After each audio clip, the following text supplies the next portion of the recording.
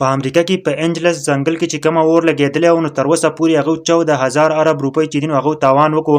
ویډیو را سره مکمل وګورئ، مکمل معلومات راغلي، تاسو په مکمل تور باندې حیران شئ څنګه چې تاسو ته پته ده په لاس انجلس ځنګل کې چې کومه اور لګېدلې ده چې هغه د ټول نه ښایسته ځنګل دی چې په هغه کې چې دی نو غټ غټ سټاران پکې اوسېږي. نو ویډیو را سره مکمل وګورئ چې څومره هغوی تاوان شوی دی او څومره چې دی نو اوس اور چې دی نو هغه مړ شو که نه.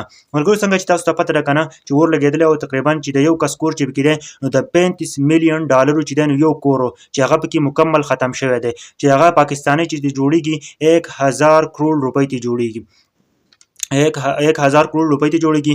او بل طرف ته چې دی نو 58 بیلیون ډالر چې دی نو د هغه مکمل نقصان شوی دی، 58 بیلیون چې د هغه د پاکستاني جوړیږي 14,000 ارب نه زیاتې روپۍ جوړیږي.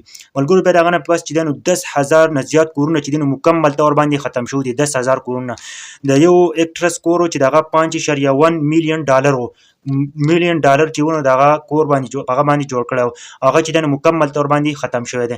بل دا چې په 15 ځګونو کې اور لګېدلی او د هغه د وجې نه چې دی نو هغه لاس انجلس ځنګل چې دی نو مکمل ختم شوی دی.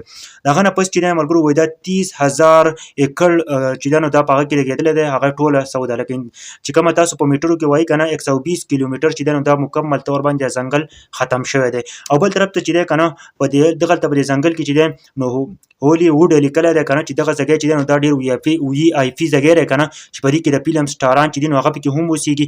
بل دا چې نور غټ خلک وله راځي. بل طرف ته چې دی که نه چې یو بل کور چې دی نو هغه پکې سوی دی چې ایډم او لیټن چې دا چې دی نو په هغه پکې اوسېدل دا فلمونو سټاران دي چې 6.5 میلیون چې دی نو د هغه قیمت دی. او د هغه نه پس چې دی که نه په هغه کې 5 بیډروم او 6 بیډروم هاوس چې دی نو هغه مکمل طور باندې ختم شوي دي.